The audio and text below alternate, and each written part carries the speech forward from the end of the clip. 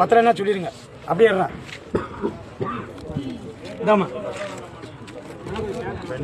இதாமா இதாமா இரு அவசரப்படாத. இருங்க தரா ஐயா. மக்களே, இது விளம்பரத்துக்கு கொடுக்கக்கூடிய வீடியோ இல்ல.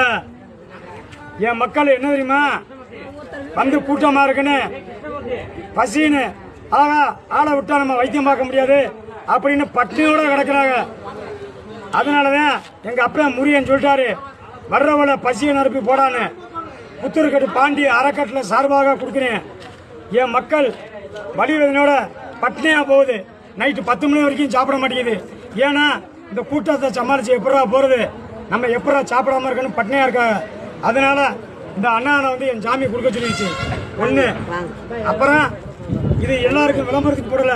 என்னைய மாதிரி மருத்துவம் பார்க்கறவங்களும் சரி, மருத்துவம் பார்க்கறவங்களும் சரி, இந்த மாதிரி மக்களுக்கு அன்னதானம் கொடுங்க அப்படின்னு இதெல்லாம் தெரிஞ்சுக்கிட்டு நீங்களும் கொடுங்கிறதுக்காண்டி இது ஒரு நோக்கத்துக்கு நான் அதை கொடுக்குறேன். எல்லா மருத்துவம் பார்க்கறவங்களும் உங்களை தேடி வர்றவங்களுக்கு அன்னதானம் போடுங்க, சாப்பாடு கொடுங்க, பசி வேதனையை குறைங்க, வைத்தியமும் பாருங்க. அந்த கொள்கைக்காண்டி கொடுக்கறது. இது விளம்பரத்துக்காண்டி கொடுக்குறேன் ஐயா, விளம்பரத்துக்காண்டி கொடுக்குறேன்.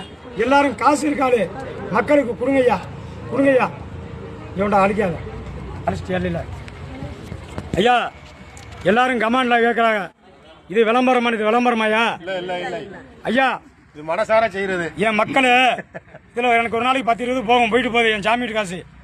அதாவது மக்கள் கேட்குறிய இது என்ன விளம்பரமான? ஐயா, விளம்பரம் இல்லை. என்னை மாதிரி வைத்தியர்கள், என்னை மாதிரி மருத்துவம் பார்க்குற பசின்னு வர்றவனுக்கு சாப்பாடு போடணும். ஏன் அப்படின்னா நான் கொடுக்குறேன்னா, இவங்கெல்லாம் காலையில் வர்றாங்க, 10 மணி வரைக்கும் பட்னியாக கிடக்குறாங்க. ஏன்னா இவங்களை எப்படி சமாளிக்கிறது? நம்ம சாப்பிட போயிட்டோம்னா திருப்பி நம்ம கட்டுக்கிட்ட வர்றது நைட் ஆயிருமேனு பயப்படுறாங்க. இப்போ அந்த பயம் இல்லை. எல்லாரும் சாப்பிடுங்க. இதை நான் செஞ்சது ரைட்டா தப்பா? உங்க எல்லாரும் சாப்பிடுங்க. நான் அந்த வைத்தியம் பார்க்குறேன். எனக்கு நைட்டு தான் சாப்பாடு. நீங்க சாப்பிடுங்க ஐயா. நான் இது வரைக்கும் முருக கடவுள் சத்தியமாக நான் மதிய சாப்பாடு சாப்பிட்டு பல வருஷம் ஆச்சியா. சொல்லுங்க, நான் சாப்பிட்டேன்னா நீங்க வைத்தியம் பாட்டு போற லேட் ஆகுங்கய்யா. தம்பி இருங்க, தம்பி இருங்க தம்பி. ஐயா, உள்ள இருக்காளுக்கு சாப்பாடு கொடுங்கய்யா. ஐயா, உள்ள இருக்காளுக்கு சாப்பாடுங்க ஐயா. சில விஷ கிருமிகள் இந்த கமாண்ட் ஓடுறதெல்லாம் நுப்பாட்டுங்க.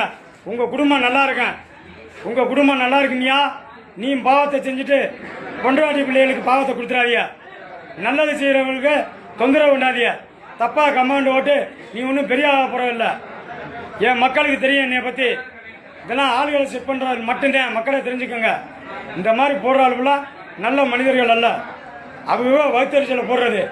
அதனால உன்னையால புண்ணியம்னா